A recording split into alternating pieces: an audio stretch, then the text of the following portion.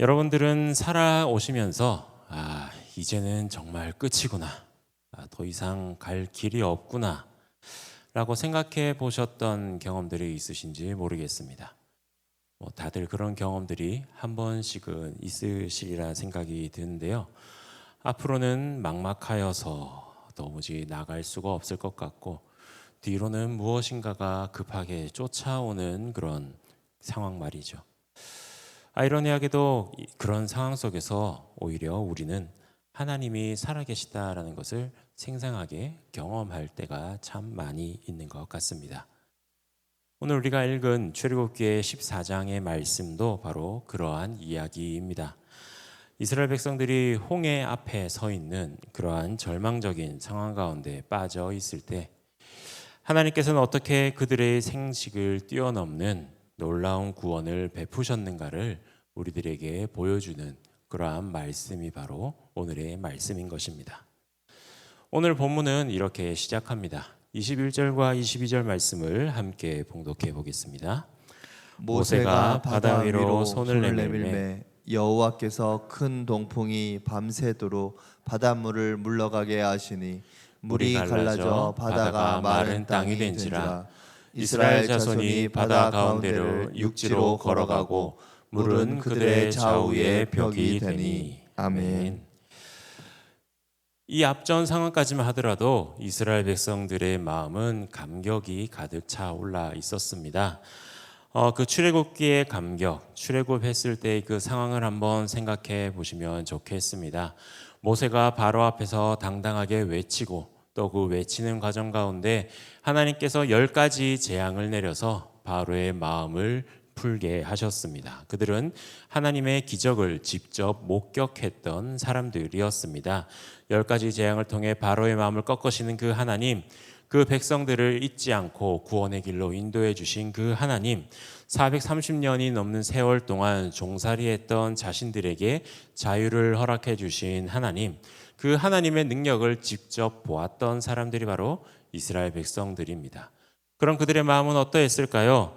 참 감사와 마음이 넘쳤겠죠. 특히나 유월절 어린 양의 피로 그 문설주에 발랐던 그 피로 인해서 죽음의 사자가 자신들을 지나가고 죽음이 자신들을 피해 지나갔을 때 그 감격, 드디어 자유다. 드디어 이 모든 것들이 끝이 났구나. 이제 하나님께서 예비해 주신 그 땅에서 하나님의 백성으로서 온전히 살아갈 수 있겠구나라는 큰 감격이 그들 마음속에 가득 넘쳤을 것입니다. 하나님 앞에 기쁨이 넘쳤을 것이고요. 감사하는 마음이 넘쳤으실 거요. 하나님을 향한 그 은혜가 충만했던 것이 바로 이스라엘 백성들의 마음이었을 것입니다. 그런데 그 마음도 잠시였습니다. 그들의 앞에는 지금 건널 수 없는 바다가 놓여져 있습니다. 홍해가 있는 것이죠. 그리고 뒤로는 마음을 바꾸었던 그 바로가 보내었던 병사들, 전차 600대가 넘는 군사들이 자신들을 추격해 오고 있는 사실을 확인했습니다.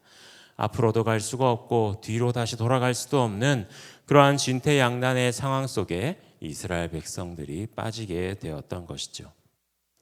그런 이스라엘 백성들에게는 아직도 감격이 남아 있을까요? 아직도 감사하는 마음이 있을까요? 아직도 애굽을 떠나왔다라는 기쁨이 그들 가운데 놓여 있을까요? 결코 그렇지 않았을 것입니다. 이스라엘 백성들의 반응을 하나님의 말씀은 이렇게 기록하고 있습니다. 14장 11절 12절 말씀에는 이렇게 기록되어 있습니다. 함께 봉독하겠습니다. 그들이 또 모세에게 이르되 애굽에 매장지가 없어서 당신이 우리를 이끌어내어 이 광야에서 죽게 하느냐? 어찌하여 당신이 우리를 애굽에서 이끌어내어 우리에게 이같이 하느냐? 우리가 애굽에서 당신에게 이른 말이 이것이 아니냐? 이르기를 우리를 내버려 두라. 우리가 애굽 사람을 섬길 것이라 하지 아니하더냐? 애굽 사람을 섬기는 것이 광야에서 죽는 것보다 낫겠노라. 아멘. 참 원망 어린 말 아닙니까? 참 절망적인 말 아닙니까?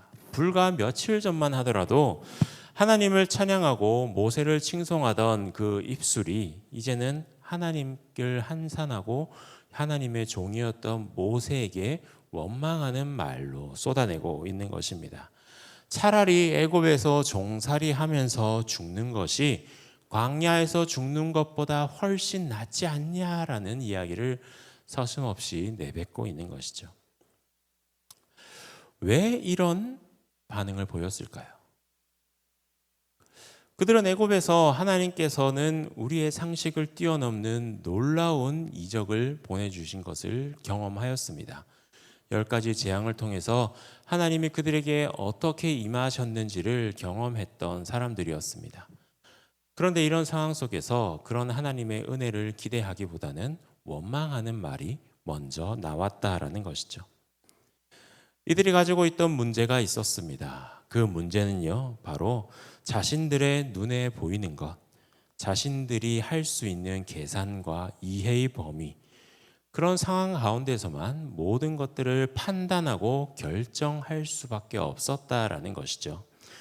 홍해는 자신들의 힘으로는 도저히 건널 수 없는 바다였고, 애굽의 군대는 자신들이 가지고 있는 무기와 능력으로는 결코 이길 수 없는 군대였기 때문입니다. 그래서 자신들의 생각과 자신들이 가지고 있는 환경, 그런 조건들, 경험들을 비추어 봤을 때, 이제는 죽을 수밖에 없다라는 결론에 도달하게 된 것이죠. 그들의 시야에서는 이미 자신들에게 10가지 재앙이나 보내주셨던 하나님의 능력이나 계획, 하나님의 놀라우신 그 손길에는 전혀 들어오지 않게 되었던 것입니다.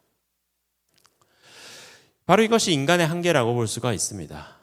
여러분도 그렇지 않습니까? 우리는 눈으로 보는 것, 손으로 만질 수 있는 것, 머리로 계산할 수 있는 것, 그런 것들에게만 의존하는 그런 모습이 우리에게 있다라는 것입니다. 그래서 하나님의 크신 계획, 하나님의 놀라우신 능력을 우리는 결코 바라볼 수가 없는 것이죠. 그런 모습이 우리 현실에서도 고스란히 드러나고 있습니다. 우리의 삶에도 우리의 앞에는 홍해라는 개개인이 가지고 있는 그런 바다가 우리의 삶을 가로막고 있습니다. 또한 이스라엘 백성들처럼 그 뒤를 쫓아오는 여러 가지 군사들이 우리에게 문제들로 다가오고 있습니다. 우리도 앞길은 막막하고 뒤에는 여러 가지 압박들이 쫓아오는 상황 가운데 분명히 놓이게 되는 것이죠. 그런 상황들은 참 많이 있습니다. 많이들 경제적으로 힘들다고 합니다. 코로나가 끝났다고 하더라도 결코 회복되지 않는 그런 경제적 불안정, 물가는 계속해서 올라가고 있고 일자리가 불안정한 상황이 우리를 계속해서 압박을 하고 있습니다. 아무리 일을 해도 상황은 더 나아지지 않는 것 같고 미래에 대한 불안감은 점점 더 커져가고 있는 것이 우리 모습 아닌가요? 가정에서도 그런 부부 간의 갈등, 자녀의 교육과 양육의 부담, 그리고 세대 간의 갈등으로 인하여서 가정이 온전히 우리의 쉼터가 되고 기쁨이 넘치는 자리가 돼야 되는데 오히려 우리의 스트레스로 다가오는 원인이 되기도 합니다. 뿐만인가요? 우리의 건강을 온전히 위협하는 위협들도 많이 있습니다. 각종 질병들, 스트레스, 정신적 고통, 어디서 당할지 모르는 그런 사고와 그런 아픔들, 몸과 마음은 지쳐가는데 쉴 곳마저 찾기 힘들죠. 그래서 사람들에게 기대려고 하니까 인간관계도 우리의 발목을 잡습니다. 직장에서의 갈등, 교회 안에서 서로 했던 말들에 대한 상처, 또 구역 식구들과의 오해, 이웃과의 다툼, 그런 것들이 우리 마음을 힘들게 하죠. 그러다 보니 그런 상황들 속에서 우리의 영적으로도 침체되기 마련입니다. 기도해도 응답이 되지 않는 것 같고 말씀을 읽어도 마음에 와닿지 않는 것 같고 심지어는 우리의 신앙생활이 그저 의무적으로 형식적으로 행하는 신앙생활인 것 같아 하나님이 계시는가에 대한 의문까지도 들 때가 있습니다. 이런 상황 속에서 우리도 이스라엘 백성들처럼 똑같이 하나님 앞에 원망의 소리를 내뱉곤 하죠. 하나님, 왜 이런 어려움이 나에게 계속 찾아오는 것입니까? 교회를 열심히 다니고 봉사도 열심히 하고 헌금 생활도 참 열심히 하는 것 같은데 왜 내 삶은 결코 나아지지 않는 것일까요? 기도해도 왜 아무런 응답이 없으신가요? 이 기도하는 거 그냥 시간 낭비인 것 같습니다. 차라리 내가 하나님을 믿지 않았다면 이런 고민들 하지 않았을 텐데 왜 저에게 믿음을 주셔서 이런 고민 가운데 빠지게 하시는 겁니까? 그런 어려운 문제들이 우리의 삶을 덮을 때, 뒤에서 쫓아오는 현실의 무게에 짓눌렸을 때 모든 것들 다 포기하고 싶을 때가 있는 것이죠. 그래서 우리는요, 인간적인 방법을 찾아가기 마련입니다. 더 열심히 하려고 하고요. 더 많은 정보들을 찾으려고 하고요. 더 좋은 인맥을 찾으려고 애를 쓰고 있습니다. 하지만 그 모든 것들이 잠시나마 도움이 될지 모르지만 근원적인 문제는 결코 해결해 주지 못한다는 것입니다. 마치 홍해 앞에 서 있는 이스라엘 백성들처럼 우리의 계산과 노력으로만은 결코 해결할 수 없는 문제들이 우리 앞을 가로막고 있는 것입니다. 그리고 나서 스스로에게 묻고 있습니다. 정말 해결 방법이 없는 것인가? 이대로 주저앉아야만 하는가? 결코 죽을 수밖에 없는 것일까? 그런데 재미있는 것은 그런 상황 속에서 바로 우리 하나님께서 일하고 계시다는 것입니다. 본문 21절 말씀과 22절 말씀을 다시 한번 읽어보도록 하겠습니다. 모세가 바다 위에 손을 내밀며 여호와께서 큰 동풍이 밤새도록 바닷물을 물러가게 하시니 물이 갈라져 바다가 마른 땅이 된지라. 이스라엘 자손이 바다 가운데를 육지로 걸어가고 물은 그들의 좌우에 벽이 되니. 아멘. 이스라엘 백성들이 생각하는 그들을 도우시는 하나님의 모습은 과연 어떠할까요? 과연 어떠했을까요? 아마 그들은 이렇게 생각했을 것입니다. 갑자기 하늘에서 군사들이 와서 애굽의 군사들을 다 물리쳐 싸우는 일, 아니면 주변의 다른 나라들을 들어서 자신들을 구원시켜 주시는 하나님의 모습, 아니면 갑자기 많은 배들이 다가와서 홍해를 건널 수 있는 그런 모습들, 그런 인간적인 모습들, 아니면은 갑자기 다른 샛길이 나타나서 그 샛길로 걸어가게 하는 그런 인간이 생각할 수 있는 그런 구원의 모습들이 있지 않았을까요? 이스라엘 백성들이 원하는 하나님의 모습은 그런 모습 아니었을까요? 그런데 하나님께서는 이스라엘 백성들이 생각하는 그런 구원의 모습을 뛰어넘는, 다시 말해 상식을 뛰어넘는 도우심을 허락해 주셨습니다. 무려 홍해물을 마르게 하는 이적을 그들 가운데 보여주셨습니다. 바다를 갈라 마른 땅으로 만들어 주셨던 놀라운 은혜를 부어주셨습니다. 인간의 상식을 뛰어넘는 그런 하나님의 은혜를 허락해 주셨던 것이죠. 하나님은 단순히 문제를 해결해 주시는 분이 아니라 아예 새로운 길을 만들어 주시는 분이셨습니다. 이스라엘 백성들은 바다 때문에 갈 수 없다라고 생각했습니다. 그렇지만 하나님께서는 그 바다를 통과할 수 있는 길을 만들어 주신 분이셨습니다. 그런데 이 길, 그냥 도피할 수 있는 길이 아니었습니다. 도피의 길이 아니라 그것을 뛰어넘는 길이었습니다. 21절에 이렇게 기록되어 있죠. 이스라엘 자손이 바다 가운데를 육지로 걸어가고 물은 그들의 좌우에 벽이 되니라고 기록이 되어 있습니다. 물이 벽이 되었다라는 것이 무슨 의미일까요? 물이 벽이 되어서 그들을 보호해 주었다라는 그런 의미가 기록되어 있죠. 하나님께서는 그들을 피할 수 있는 길을 열어주신 것뿐만 아니라 그들을 안전하게 걸어갈 수 있는 벽까지도 온전히 허락해 주셨던 그러한 분이셨던 겁니다. 그리고 하나님의 구원은 거기서 끝나지 않았습니다. 27절과 28절에 또 이렇게 기록되어 있습니다. 함께 읽어보겠습니다. 모세가 곧 손을 바다 위로 내밀매 새벽이 되어 바다의 힘이 회복된지라. 애굽 사람들이 물을 거스러 도망하나 여호와께서 애굽 사람들을 바다 가운데 엎으시니 물이 다시 흘러 병거들과 기병들을 덮되 그들의 뒤를 따라 바다에 들어간 바로의 군대를 다 덮으니 하나도 남지 아니하였더라. 아멘. 하나님께서는 이스라엘 백성들을 구원해 주셨을 뿐만 아니라 이제 그들을 위협하던 모든 원수들을 완전히 제거해 주는 그런 능력을 보여주셨습니다. 더 이상 애굽의 군사들이 쫓아와서 두려움에 떨게 되는 그런 이스라엘 백성들의 모습을 볼 수 없게 된 것이었습니다. 하나님께서는 그들의 상식을 뛰어넘는 은혜를 부어주셔서 길이 없는 곳에 길을 만들어 주시고 그들을 가로고 막았던 물을 그들을 보호하는 벽으로 세워주시고 또한 그들을 쫓아와 위협이 되었던 애굽의 군사들을 다 제거해 주신 큰 은혜를 허락해 주셨던 것입니다. 이스라엘 백성들이 생각하지도 못한 그 상식을 통해 임하여 주신 하나님의 놀라운 구원의 역사인 것이죠. 이 사건을 통해서 이스라엘 백성들의 마음은 어떠하게 변했을까요? 31절 말씀에 이렇게 기록되어 있습니다. 이스라엘 백성이 여호와께서 애굽 사람들에게 행하신 그 큰 능력을 보았으므로 백성이 여호와를 경외하며 여호와와 그의 종 모세를 믿었더라. 아멘. 바로 이것입니다. 하나님께서 홍해를 가르신 목적, 이스라엘을 위협하던 군사들을 다 쓸어버리셨던 이유, 단순히 이스라엘을 애굽에서 탈출시키기 위한 것뿐만 아니었습니다. 그 목적은 그들로 하여금 진정으로 하나님께서 자신들의 구원자 되시고 자신들이 하나님 되심을 기억하게 하려는 사건이었던 것이었습니다. 이스라엘 백성들은 이런 홍해의 사건을 통해서 온전히 깨달았습니다. 우리 하나님께서는 우리의 생각과 계산을 뛰어넘어 일하시는 분이시구나. 불가능한 상황에서도 길을 만드시는 분이시구나. 우리의 원수도 완전히 처리해 주시는 그런 분이시구나. 하나님이야말로 진정한 우리의 하나님이 되어 주시는구나. 그런 은혜를 경험할 수 있었던 것입니다.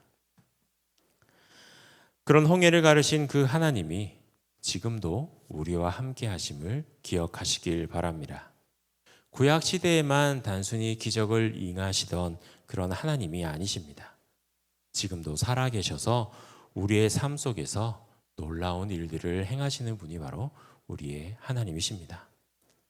우리의 눈으로는 막다른 골목에 같은 그런 보이는 상황 가운데서도 하나님께서는 그것을 새로운 시작점으로 바꾸어 주십니다.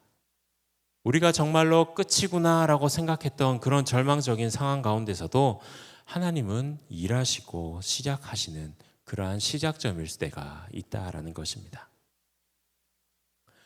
5만 번의 기도 응답으로 유명한 조지 밀러 목사가 있습니다.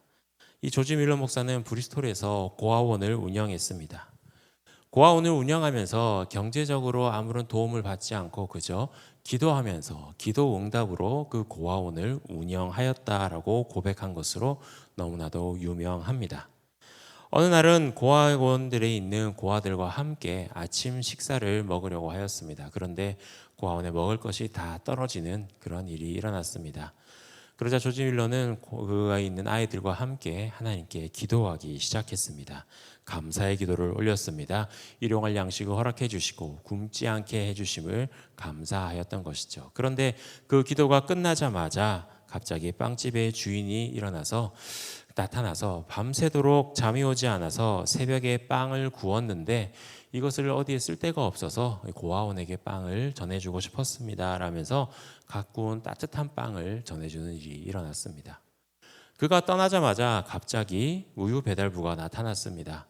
우유를 배달해야 되는데 수레가 고장나서 도무지 배달할 수가 없게 되어 이 우유가 다 상하게 되었으니 상하기보다는 이 우유를 고아원에 주는 게 좋겠다라고 생각해서 가지고 왔습니다 라고 이야기를 했다라고 하죠.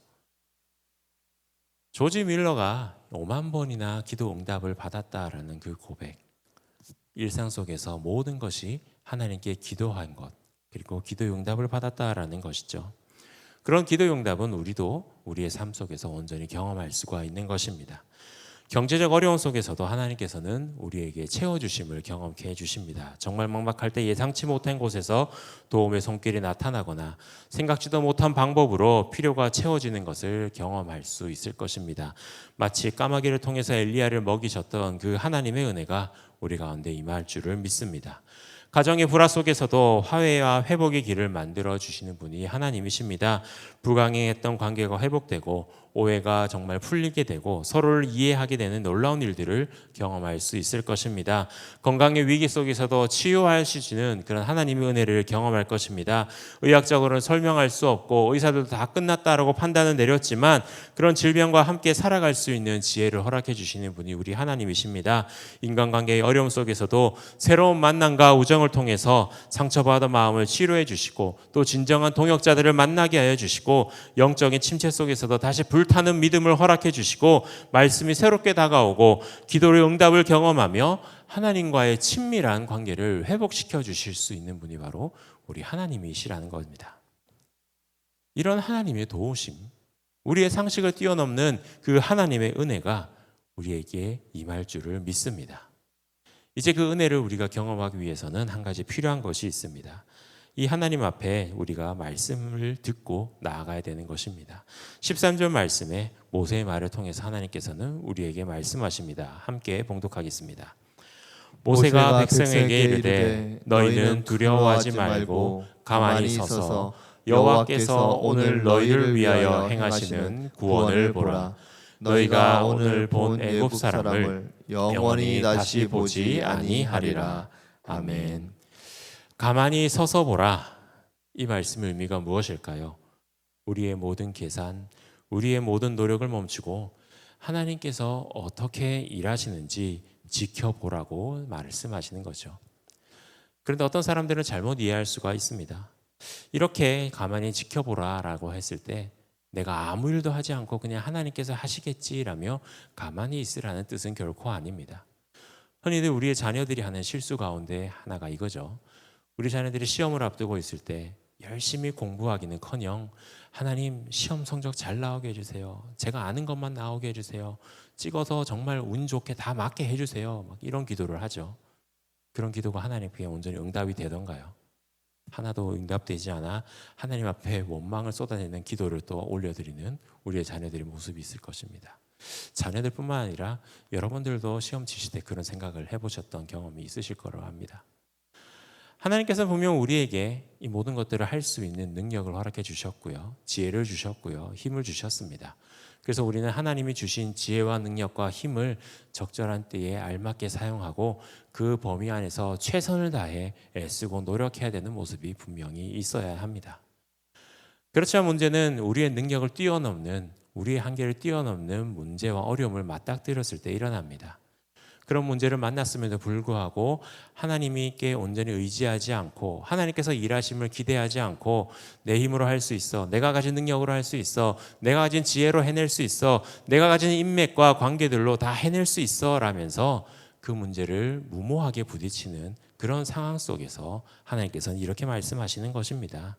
가만히 서서 하나님께서 어떻게 행하시는지, 오히려 너를 위하여 행하시는 구원을 보라라고 말씀하고 있는 것입니다.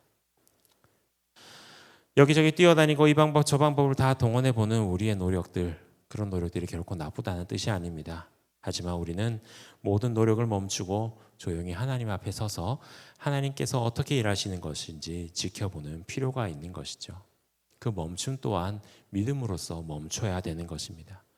믿음으로 멈출 때, 믿음으로 기다릴 때 하나님께서는 우리의 생식을 뛰어넘는 방법으로 일하시는 것을 경험하게 될 것입니다. 이스라엘 백성들은 죽음의 위기라고 생각했던 그 홍해 앞에서도 하나님이 준비하신 생명의 길을 보았습니다. 절망의 상징이라고 여겨졌던 그 바다가 하나님의 영광이 나타나는 기적의 무대로 변화되었던 것이죠. 마찬가지로 오늘 우리가 직면한 어려움들, 우리를 괴롭히는 그 문제들도 절망의 상징, 괴로움의 상징, 좌절의 상징이 아닐 것입니다. 오히려 그럴 때 하나님의 크신 손길이 나타날 기적의 무대가 되어 갈 것입니다. 그렇기 때문에 우리는 지금 이렇게 고백할 수가 있습니다. 지금의 고난이 끝이 아닙니다. 지금의 어려움이 우리를 파멸시키지 못합니다. 왜냐하면 우리에게는 홍해를 가르신 하나님이 계시기 때문입니다. 길이 없는 곳에서 길을 내시는 하나님이 우리와 함께 계시기 때문입니다. 그래서 우리는 하나님이 일하시는 것을 믿음으로 기다리는 것이 필요합니다라며 고백할 수가 있을 것입니다. 여러분들의 삶이 힘들고 버거우실 때가 있습니까? 앞길이 보이지 않아 막막할 때가 있으십니까?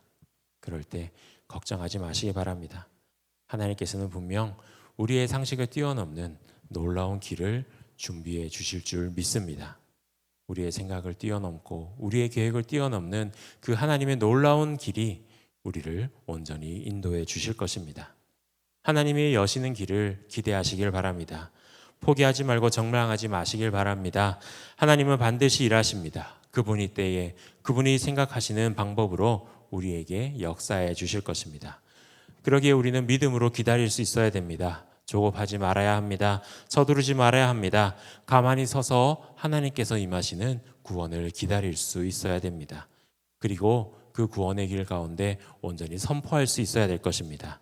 하나님이 인내해 주실 것을, 하나님이 인도해 주실 것을, 길이 없는 곳에서 길을 내어 주실 것을 우리는 경험해 주실 것입니다. 그리고 경험한 그 은혜를 함께 선포하면서 나누실 수 있는 우리가 되어야 될 것입니다. 하나님께서는 우리에게 놓여있는 그 혼행을 분명히 갈라주실 것입니다. 우리의 생각을 뛰어넘는 방법으로 임하여 주실 것입니다. 그 길을 통해 여러분들은 더욱더 믿음의 사람으로 성장해 나아갈 것입니다. 홍해를 가르신 하나님, 길이 없는 곳에서 길을 내어주시는 하나님, 우리의 상식을 뛰어넘는 그렇게 일하시는 하나님께서 오늘 여러분과도 함께 하시기를 기대하시길 바랍니다. 오나왔기는 우리의 삶의 어려움 가운데 그런 우리의 상식을 뛰어넘는 하나님께서 함께 하심을 기대하며 온전히 그 말씀에 따라 나아가시는 저와 여러분들이 되시기를 간절히 소원합니다.